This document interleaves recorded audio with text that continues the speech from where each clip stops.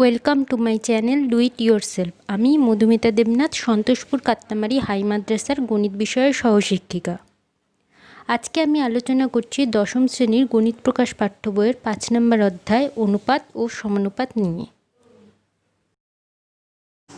আজকে আমরা যে চ্যাপ্টারটা আলোচনা করছি সেটার নাম হলো অনুপাত ও সমানুপাত। আচ্ছা, অনুপাত ও সমানুপাত এই চ্যাপ্টারটা শুরু করার আগে আমাদের জানতে হবে যে অনুপাতটা কি।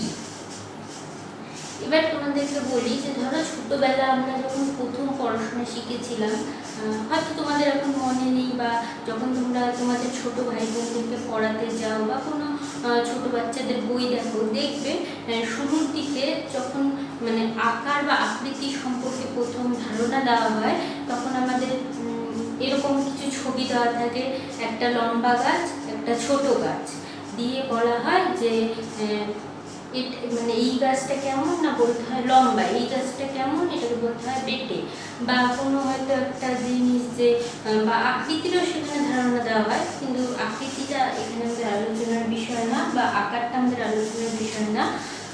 যেটা আমাদের সেখানে বলতে বোঝানো হয়েছিল আমি সেখান থেকেই নিচ্ছি। যে ধরো এরকম দুটো গাছ রাখা আছে, মানে ছবি দেওয়া আছে,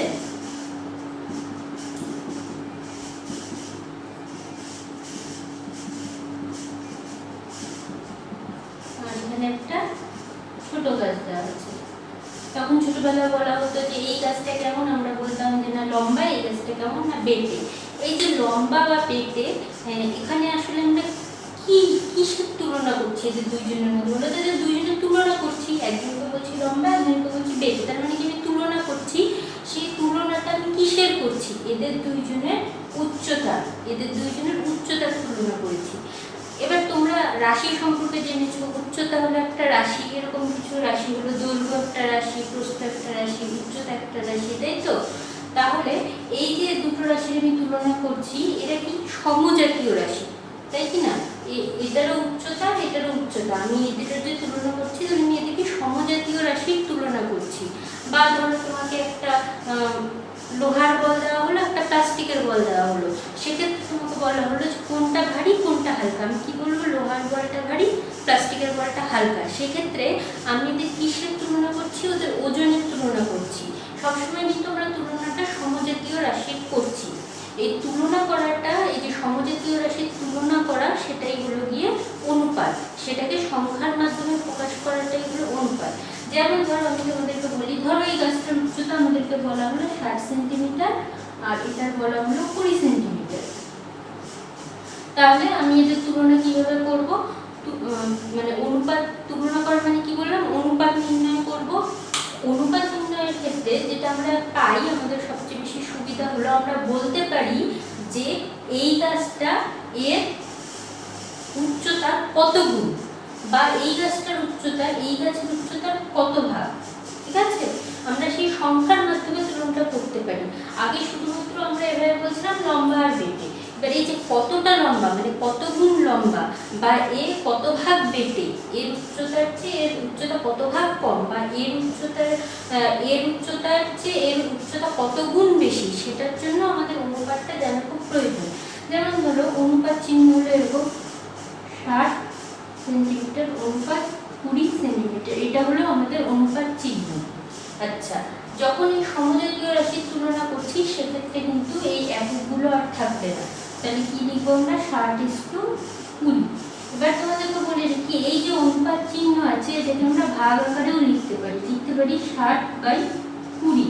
20 দিয়ে 60কে ভাগ করলে কত হয়? 3, নিচে থাকে 1, নিচে একটা আমরা লিখি না, কিন্তু এক্ষেত্রে কেন লিখছি? তোমাদের বোঝানোর সুবিধার জন্য, কিন্তু তোমরা কিন্তু পরবর্তীতে আর লিখবে না। তাহলে কি আসলো? 3:1। তার মানে কি? এর উচ্চতার চেয়ে এর উচ্চতা কত? 3 গুণ বেশি। বা উল্টো দিক থেকে বললে যে এর উচ্চতা 3 ভাগের 1 ভাগ হলো এর উচ্চতা, তাই না? এটা দেখো, এখানে যদি 1 হয় তাহলে এটা 3, তাহলে কি এর 3 গুণে, আর এর 3 ভাগের 1 ভাগ হলো এটা। এটা আমরা খুব সহজেই করে দিতে পারছি এই অনুপাতের সাহায্যে। বা অন্যভাবে কি করা যায়? ধরো এটা আমি লিখছি কি 20 × 3 লেখা যায় 60কে, আর 20কে লিখছি 20 × 1। কেন লিখছি? যে দুইজনের মধ্যেই দেখো আমি একই সংখ্যা, মানে সবচেয়ে বড় এমন একটা সংখ্যা লিখবো যেটাকে দুইজনেরই গুণফল আকারে লেখা যায়। আচ্ছা, এবার তাহলে দেখো এখানে কি হচ্ছে, এটা আমি কি করলাম, এটা হিসেবে কি হয়ে যায়, ভাগ হয়ে যায় অনুপাত মানে, তাহলে সেক্ষেত্রে কি 20 20 আর থাকছে না, তাহলে কত থাকছে এখানে 3 অনুপাত 1, তাই তো 3:1, এটাকে অনুপাত ইংলিশে বলা হয় ইস টু, ঠিক আছে 3:1। তাহলে এটা আমাদের হয়ে গেল। এটা যে সবসময় এই যে 60:20 এখান থেকে যখন তোমরা 3:1 লিখবে সবসময় তোমাদের যে করে দেখাতে হবে সেরকম না, তোমরা সরাসরি এটা করতে পারো। এটা তোমাদের বোঝানোর সুবিধার জন্য, যেভাবে বুঝতে সুবিধা হয় তোমরা সেভাবেই করবে। আচ্ছা, তাহলে এটা আমরা অনুপাত পেলাম। এই অনুপাতের ক্ষেত্রে দেখো দুটো পদ আছে।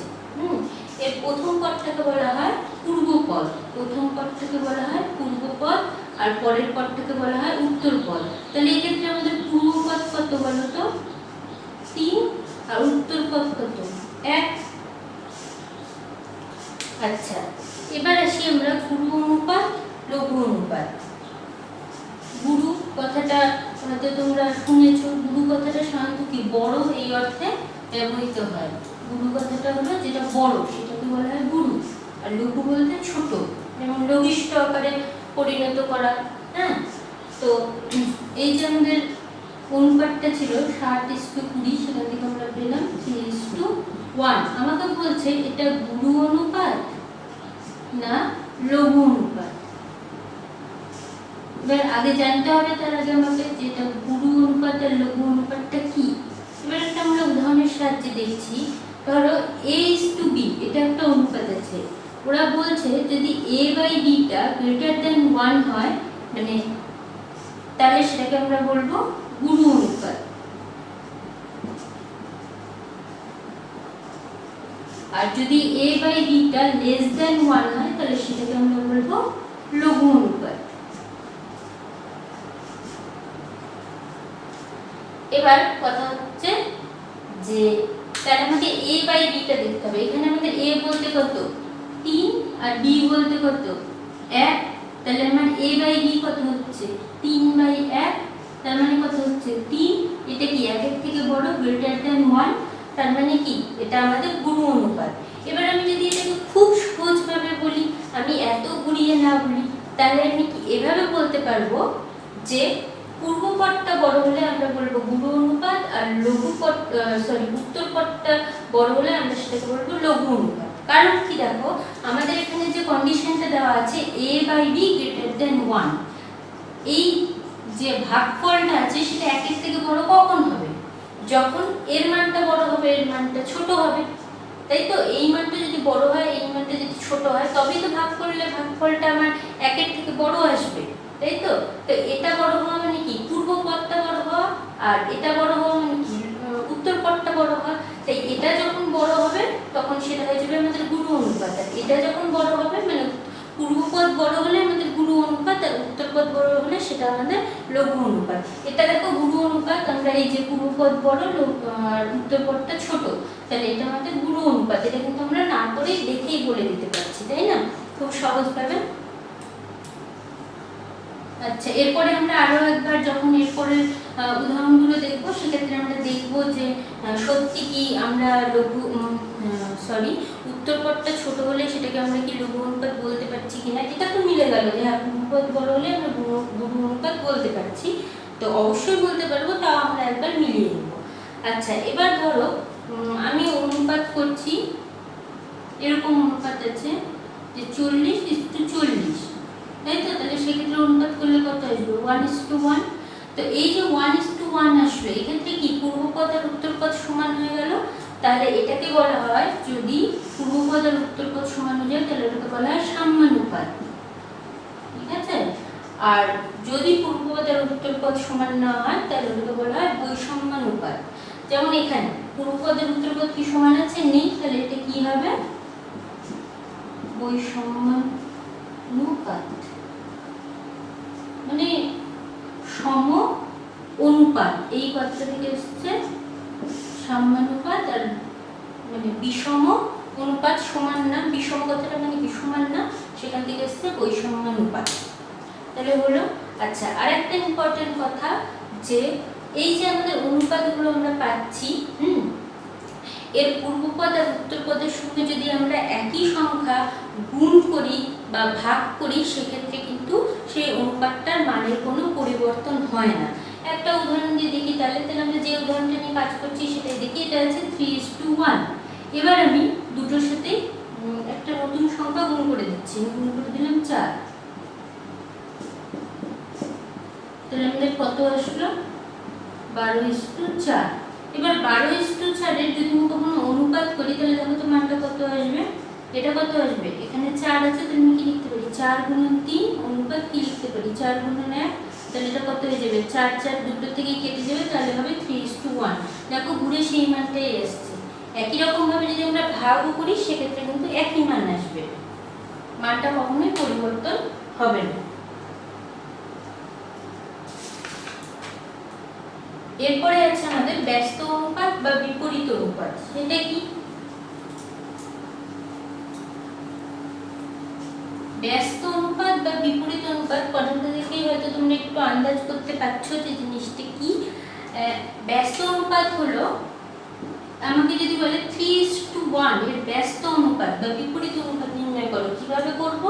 আমরা কি করব? পূর্বপদটাকে উত্তরপদ করে দেব, উত্তরপদটাকে পূর্বপদ করে দেব, তাহলে যেটা আমরা পাবো সেটাই হয়ে যাবে আমার এটা ব্যস্ত অনুপাত। তাহলে এটার পূর্বপদ কত? 3, তাহলে সেটাকে করে দেব আমি উত্তরপদ, আর উত্তরপদকে করব পূর্বপদ। 1:3। দেখো শুধু জায়গাগুলো পাল্টে গেল, তাহলে এটাই হয়ে গেল আমাদের ব্যস্ত অনুপাত। বা এটার একটা নাম হলো বিপরীত অনুপাত। এবার আসি যৌগিক বা মিশ্র অনুপাত।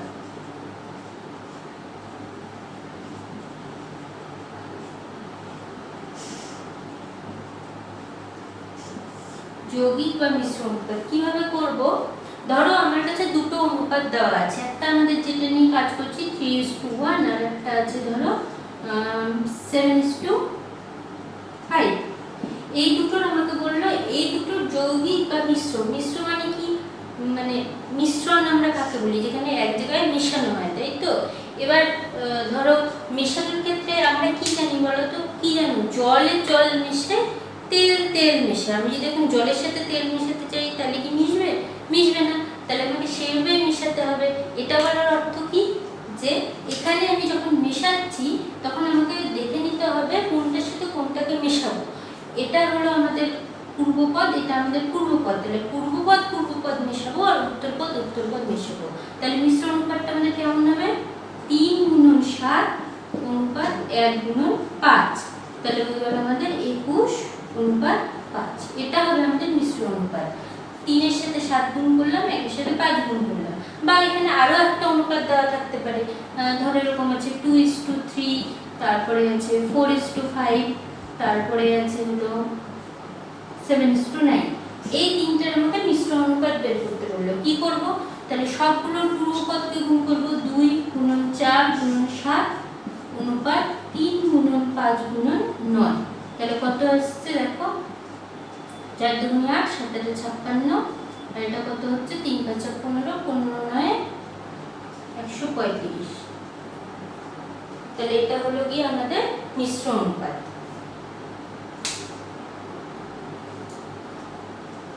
হয়ে গেল? আচ্ছা, নেক্সট আমাদের কি আছে? নেক্সট তোমাদের 78 পৃষ্ঠায় আছে কিছু তোমাদের জন্য কাজ দেওয়া আছে, সেগুলো একটা উদাহরণ দেওয়া আছে। আমি আরেকটা উদাহরণ তোমাদেরকে আলোচনা করে দিচ্ছি। এটা উদাহরণ না, সরি, এক্সারসাইজ আলোচনা করে দিচ্ছি, বাকিগুলো তোমরা নিজেরা করবে, অবশ্যই পারবে, খুব সহজ।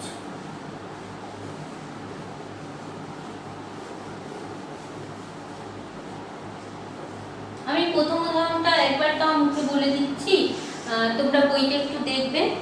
যে 78 পৃষ্ঠায় যেটা আছে কি বলতো? একটা অনুপাত দেওয়া আছে 7:5 দেওয়া আছে 7:5। আমাকে তিনটে ঘর দেওয়া আছে। প্রথমে আমাকে জিজ্ঞেস করেছে এটা সাম্যানুপাত না বৈষম্যানুপাত। দেখো এখানে লেখাই আছে এটা বৈষম্যানুপাত। অবশ্যই আমরা সাম্যানুপাত কাকে বলবো? যেখানে পূর্বপদ আর উত্তরপদ সমান থাকবে। এক্ষেত্রে নেই, তাহলে এটা আমাদের কি হচ্ছে? বৈষম্যানুপাতই হচ্ছে। তারপরে জিজ্ঞেস করেছে এটা গুরু অনুপাত না লঘু অনুপাত। এক্ষেত্রে দেখো আমি কি বলেছিলাম যে যদি আমাদের পূর্বপদ বড় হয় তাহলে সেটা গুরু অনুপাত, আর যদি উত্তরপদ বড় হয় তাহলে সেটা লঘু অনুপাত। এবার আমরা দেখি এখানে কি আছে, পূর্বপদ 7 উত্তরপদ 5, তার মানে পূর্বপদ বড় আছে, তাহলে এটাকে আমরা কি বলবো, গুরু অনুপাত। আচ্ছা দেখি কি আছে, হ্যাঁ বই গুরু অনুপাতই আছে। এরপরে যেটা নির্ণয় করতে বলেছে সেটা হলো ব্যস্ত অনুপাত, তাই তো? ব্যস্ত অনুপাতটা তাহলে এটা কত হবে, কি বলেছি, পূর্বপদের জায়গায় উত্তরপদ, উত্তরপদের জায়গায় পূর্বপদ, তাহলে এর ব্যস্ত অনুপাত হবে 5:7, এটা হবে ব্যস্ত অনুপাত। তারপর এটা করাই আছে, আমি পরেরটা নিয়ে আলোচনা করছি, 6:6। এটা কি সাম্যানুপাত না বৈষম্যানুপাত? এটা আমাদের অবশ্যই সাম্যানুপাত। দেখো পূর্বপদ আর উত্তরপদ সমান। এবার এটা জিজ্ঞেস করছে এটা গুরু অনুপাত না লঘু অনুপাত। এক্ষেত্রে তো আমার গুরু অনুপাত না লঘু অনুপাত এটা প্রশ্নই আসে না, কারণ হলো এক্ষেত্রে দুটো পদই সমান। গুরু আর লঘু তখনই প্রশ্ন আসবে যখন একটার মান বড় আর একটার মান ছোট থাকবে, তাই এটা আমাদের কোনোটাই হবে না। এটার উত্তর সবসময় এটা যে এটা সাম্যানুপাত। আচ্ছা এরপরে আছে এর ব্যস্ত অনুপাত। এর ব্যস্ত অনুপাত কি হবে, দেখো এর পূর্বপদের জায়গায় উত্তরপদ আর উত্তরপদের জায়গায় পূর্বপদ আনতে হবে, তাই দুটোই 6, তাহলে 6:6, তাহলে একই হলো। এবার যদি তোমাদেরকে প্রশ্ন করা হয় যে কোন ধরনের অনুপাতের অনুপাত আর তার ব্যস্ত অনুপাত সমান, আমরা কি বলতে পারবো, অবশ্যই সাম্যানুপাতের ক্ষেত্রে যে এটা যা তার ব্যস্ত অনুপাতও তাই, দুটোই সমান। আচ্ছা আমি তার পরেরটা আলোচনা করে দিচ্ছি, আর একটা অবশিষ্ট থাকবে সেটা তোমরা নিজেরা করবে, আর তারপরে তোমাদের একটা করতে দেওয়া আছে। আচ্ছা তারপরে দুটো থাকবে তোমাদের, একটা হলো যৌগিক অনুপাত আর একটা হলো এখন যেমন আমরা করছি তেমন, আর একটা আলোচনা করে দিচ্ছি, বাকি দুটো তোমরা করবে। কোনো সমস্যা হলে কিন্তু অবশ্যই আমাকে জানাবে। আচ্ছা এরপরে এটা আছে সাম্যানুপাত না বৈষম্যানুপাত, অবশ্যই এটা বৈষম্যানুপাত। আচ্ছা এবার জিজ্ঞেস করছে এটা গুরু অনুপাত না লঘু অনুপাত। এবার দেখি পূর্বপদ বড় না উত্তরপদ বড়, এখানে আমাদের উত্তরপদ বড়, তাহলে এটা হবে লঘু অনুপাত। বা তোমরা যদি সেভাবে চিন্তা করো যে এটাকে যদি a আর এটাকে b, তাহলে কি ছিল a/b <1, 1/4, এই মানটা কত হচ্ছে, 4 দিয়ে যদি 1 কে ভাগ করি 0.25, তাই তো? এই মানটা কিন্তু 1 এর থেকে ছোট, তাহলে এটা কি লঘু অনুপাতই হবে, যেভাবেই দেখো একই উত্তর আসবে। আচ্ছা 1/4 এটা ভাগ করেও দেখার দরকার নেই, 1/4 মানে কি, 1 কে যদি আমরা 4 ভাগ করি তার একটা ভাগ হয়, তার মানে অবশ্যই এই ভাগটা 1 এর থেকে ছোট। আরো অনেকভাবে চিন্তা করতে পারি, এটা 1 এটা 4, লব ছোট হর বড়, প্রকৃত ভগ্নাংশের মান সবসময় 1 এর থেকে কম, তার মানে কি এই মানটা 1 এর থেকে ছোট, তাহলে এটা লঘু অনুপাত। আচ্ছা এর ব্যস্ত অনুপাত কত হবে, পূর্বপদকে উত্তরপদের জায়গায় উত্তরপদকে পূর্বপদের জায়গায়, তাহলে 4:1, এটা হলো আমাদের ব্যস্ত অনুপাত। নেক্সট যেগুলো আছে 9:2, এটা তোমরা নিজেরা করবে, আর তারপরে একটা যৌগিক অনুপাত বের করতে বলেছে, সেই যৌগিক অনুপাতটা বের করবে। আচ্ছা আমি যৌগিক অনুপাতটা করে দিচ্ছি লাস্ট এক্সারসাইজটা, আর ওটাকে তোমরা লিখবে যে ওটা সাম্যানুপাত না বৈষম্যানুপাত না গুরু অনুপাত না লঘু অনুপাত আর ব্যস্ত অনুপাত। কার কার দিয়েছে 7:5, তারপরে 1:4 আর 9:2, তাই তো? এর আমাকে যৌগিক অনুপাত বের করতে হবে, তাহলে কিভাবে করব, পূর্বপদগুলো সব গুণ করব, 7 × 1 × 9, সেখানে লিখিনি এর যৌগিক অনুপাত, যৌগিক অনুপাত সমান সমান কত হচ্ছে, 5 × 4 × 2, তাহলে কত হচ্ছে আমাদের, এটা হচ্ছে 7×9=63:40, তাহলে হয়ে গেল। আচ্ছা দেখো এটা কিন্তু অনুপাত করা যাচ্ছে না, যদি করা যায় সেক্ষেত্রে আমাদেরকে সেটা করে নিতে হবে, কিন্তু এখানে আমাদের হচ্ছে না, মানে এমন কোনো সংখ্যা নেই যে যেটা দিয়ে এই দুটোকেই ভাগ যায়, তাহলে এখানে আমাদের হচ্ছে না অনুপাতটা। আচ্ছা নেক্সট একটা খুব ইম্পর্টেন্ট জিনিস আছে, যে দেখবে তোমাদের 79 পৃষ্ঠা, তোমাদের যে গণিত প্রকাশ পাঠ্য বই আছে তার 79 পৃষ্ঠার একটা প্রয়োগ 5 দেওয়া আছে, আমি সেটা একটু তোমাদের সাথে আলোচনা করছি। বলা আছে যদি দুটি ধনাত্মক বাস্তব সংখ্যার অনুপাতের লঘিষ্ঠ আকার p/q এবং তাদের গসাগু r হয়, তবে সংখ্যা দুটি কি কি হবে লিখি। লঘিষ্ঠ আকার বলতে কি বলছে? ছোট ছোট করে নেওয়া, তাই তো? যেমন আমাদের প্রথম অনুপাতটা কি ছিল? 7:20, তাই তো? সেটাকে যখন আমরা লঘিষ্ঠ আকারে পরিণত করলাম কত হয়ে গেল? 3:1 অনুপাত করার পর, তাই তো? সে লঘিষ্ঠ আকারে পরিণত করলাম, তখন এটা হয়ে গেল 3:1। এটা হয়ে গেল আমাদের লঘিষ্ঠ আকারে প্রকাশ। এটার মান এটাই, কিন্তু এটাকে আমরা কি করলাম? লঘিষ্ঠ আকারে প্রকাশ করলাম। তেমনই বলছে দুটো সংখ্যার অনুপাত আছে, তাদেরকে যখন লঘিষ্ঠ আকারে পরিণত করলো, করার পর দেখা যাচ্ছে যে তাদের অনুপাতটা দাঁড়াচ্ছে p/q। এবার বলছে যে সেই সংখ্যা দুটির গসাগু আমাকে বলা আছে। যে দুটো সংখ্যা আমরা জানি না এখানে সংখ্যা দুটো কত ছিল, a/b যদি থাকে, এবার x/y যা খুশি যাই থাক, এদের গসাগু বলা আছে কত? 4 বলছি r। তাহলে বলছে আসল সংখ্যা দুটো কত ছিল, কিভাবে আমরা নির্ণয় করব? বলছে যে গসাগুটা দেওয়া আছে সেই গসাগুটা দিয়ে এই সংখ্যা দুটোকে, মানে এই অনুপাতটাকে গুণ করতে হবে, মানে প্রত্যেকটা পদকে, পূর্ব পদকে গুণ করতে হবে আর উত্তর পদকে গুণ করতে হবে, তাহলে আমরা আসল সংখ্যা দুটো পেয়ে যাব। মানে আসল যেটা অনুপাত ছিল সেটা আমাদের পেয়ে যাব কি? pr, একটা সংখ্যা ছিল pr, একটা সংখ্যা ছিল qr। এভাবে হয়তো তোমাদের একটু জটিল মনে হচ্ছে, আমি একটু উদাহরণ দিয়ে ব্যাপারটাকে সহজ করছি। দেখো, ধরো আমাদের অনুপাত দেওয়া আছে 6:8 এর, ঠিক আছে? এবার এটাকে আমরা লঘিষ্ঠ আকারে পরিণত করছি। বলো কিভাবে করব? কত দিয়ে এটাকে আমি, দুটো সংখ্যাকেই ভাগ যাবে এমন সংখ্যাতে ভাগ করতে হবে। কত দিয়ে ভাগ করতে পারি? লঘিষ্ঠ আকারে পরিণত করতে হবে। লঘিষ্ঠ আকারে মানে তার চেয়ে ছোট আর করাই যাবে না, মানে ওটাই লাস্ট, তার চেয়ে ছোট আর করা যাবে না। আমি 2 দিয়ে ভাগ করছি, তাহলে কত হচ্ছে? 3:4। দেখো 2 দিয়ে যাচ্ছে, আর কিন্তু এটাকে ছোট করা যাচ্ছে না। এবার ধরো এটা আমরা জানি, এখানে থাকলো। এবার তোমাদেরকে দেখা গেল বলা আছে যে 3:4 এটা যে কোনো দুটো সংখ্যার অনুপাত। এবার তোমাকে বলা হলো আসল সংখ্যা দুটো নির্ণয় করতে। এবার তুমি কিভাবে করবে? সাথে তোমাকে কি বলা আছে? এদের গসাগু হলো 2। বলা আছে যে মেন সংখ্যা দুটো আছে, আমরা কিন্তু জানি না, এটা আমরা মানে আলোচনা করছি, আমি তোমাদেরকে বলে দিলাম। কিন্তু ধরো পরীক্ষার প্রশ্ন পেপারে দেওয়া আছে যে দুটো সংখ্যার অনুপাত 3:4 আর তাদের গসাগু, যে সংখ্যা দুটো আছে তাদের গসাগু 2। তাহলে সংখ্যা দুটি কি কি? তখন আমরা কি করব? 3 × 2 অনুপাত 4 × 2। তাহলে আমরা সংখ্যা দুটো পেয়ে যাব 6:8। দেখো মিলে যাচ্ছে না? 6:8। এবার এক্ষেত্রে কেন গুণ করা হচ্ছে বলো তো? এই গসাগুটা কিভাবে গুণ করলে আমরা পেয়ে যাচ্ছি? দেখো 6:8, এটাকে যখন আমরা করছি কি করছি? 3 × 2 অনুপাত 4 × 2। এটা 2 দিয়ে ভাগ করে দিচ্ছি, তখন আমরা পেয়ে যাচ্ছি 3:4। এই 2টা কি? এই 2টাতে আসলে যদি গসাগু দেখো 6 আর 8 এর যদি গসাগু করি কত হবে? 3 × 6 4 × 8।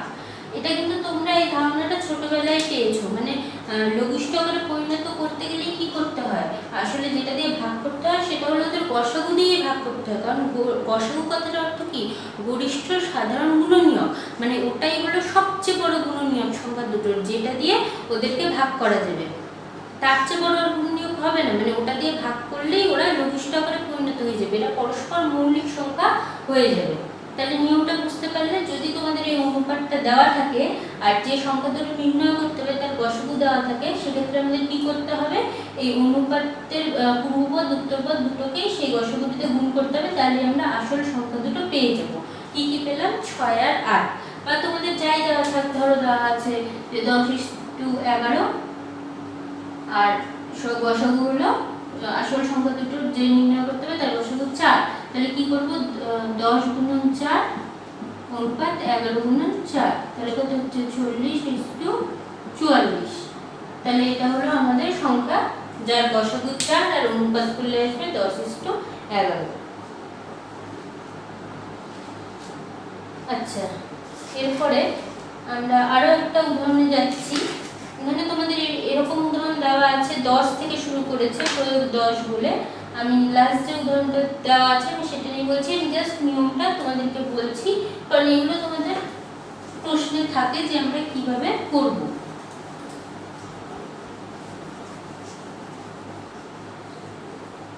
তোমাদের বই দুটো নিয়ম শেখানো আছে, আমি দুটোই তোমাদেরকে শিখিয়ে দিব, তার মধ্যে যেটা তোমাদের সুবিধা মনে হয় তুমি সেটাই করবে।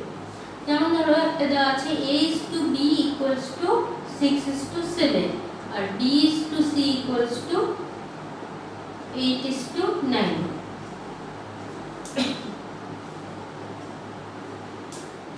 এক্ষেত্রে আমাদের যেটা নির্ণয় করতে বলা হয়েছে সেটা হলো a is to b is to c, এটা নির্ণয় করতে বলা হয়েছে, ঠিক আছে। তাহলে আমরা কিভাবে করব এটাকে দেখো, আমি প্রথম সেই নিয়মটা শেখাচ্ছি যেটা আমি প্রেফার করি বা করতে পছন্দ করি, নেক্সট আমি দ্বিতীয় নিয়মটা তোমাদেরকে দেখাবো, তোমাদের যেটা সুবিধা মনে হয় তোমরা কিন্তু সেভাবেই করবে, ঠিক আছে। এবার দেখো যে এখানে আমাদের কি করতে হবে, a is to b is to c, মানে এই bটা কিন্তু আমার মাঝখানে আছে, এবার এখানেও আছে b এখানেও আছে b, এবার bটাকে যদি আমি এক জায়গায় করতে চাই তাহলে কি এই দুটো b কে আমার সমান করতে হবে, এখানে bটা কত আছে 7, এখানে কত আছে 8। এবার কি করে সমান করব দেখো,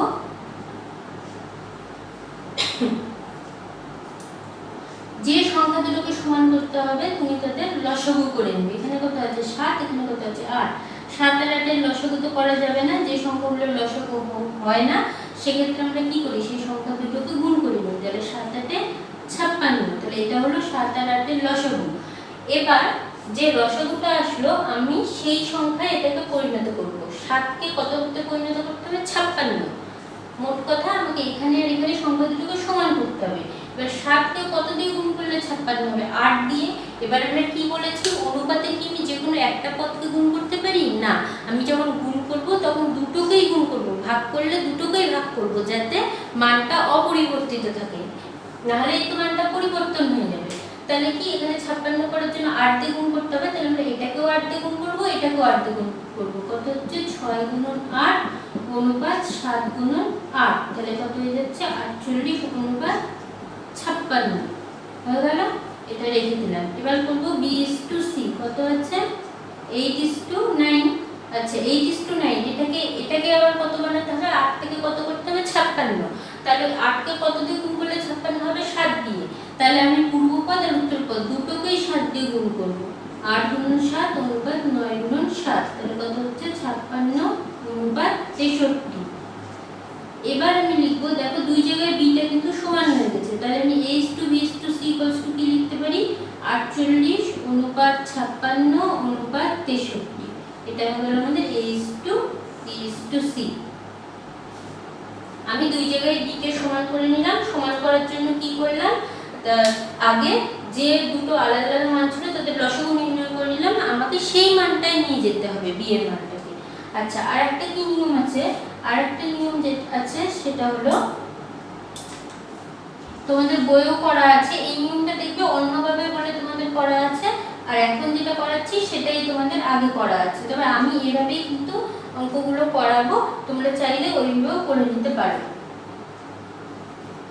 দেখো a is to b কত দেওয়া আছে 6 is to 7 R b is to c কত করা আছে 8 is to 9, তো ওরা কি করছে এই 8টাকে প্রথমে একে পরিণত করছে, মানে একে কি করে পরিণত হবে, একে পরিণত করতে গেলে কি করতে হবে, এটাকে আমাকে মানে পরের bটাকে 1 করছে, এটাকে 1 করতে গেলে কি করতে হবে 8 দিয়ে ভাগ করতে হবে, তো এটাকে 8 দিয়ে ভাগ করলে কি আমি কি শুধু একটা পদকে ভাগ করতে পারবো না, আমাকে দুটো পদকে ভাগ করতে হবে, তাহলে আমি কি করব এটা দিয়ে 8 কে ভাগ, আর এটাকে 8 দিয়ে ভাগ করলে কত হয়ে যাবে 1, 8 দিয়ে 8 কে ভাগ করলে, আর 9 দিয়ে 8 কে ভাগ করলে কত হবে 9/8, এরকম হয়ে গেল।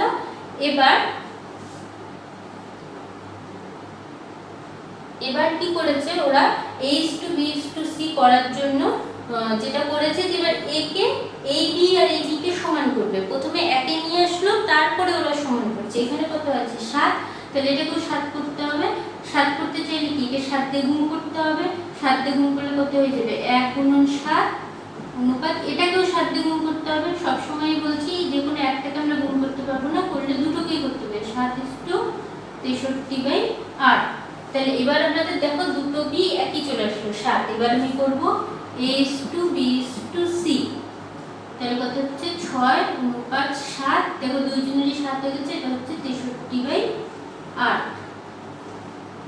এবার এই ভগ্নাংশ আকারে আছে, এটাকে সরানোর জন্য আমি 8 দিয়ে গুণ করে দিচ্ছি। যদি 8 দিয়ে গুণ করে দিই তাহলে কি হবে দেখো, তাহলে ওটা ভগ্নাংশ থাকবে না।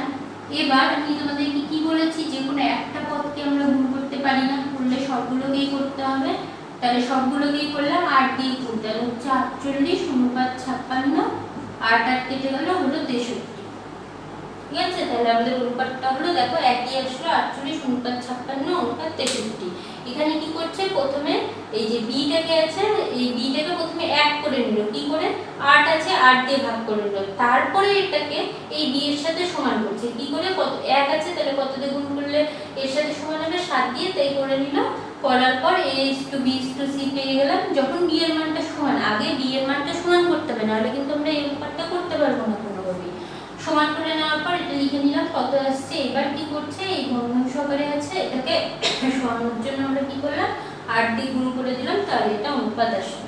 এবার তোমাদের যেভাবে সুবিধা মনে হয় তোমরা সেভাবেই করবে। তাহলে আজকে আমরা অনুপাত আর সমানুপাত সম্পর্কে একটা ধারণা পেলাম।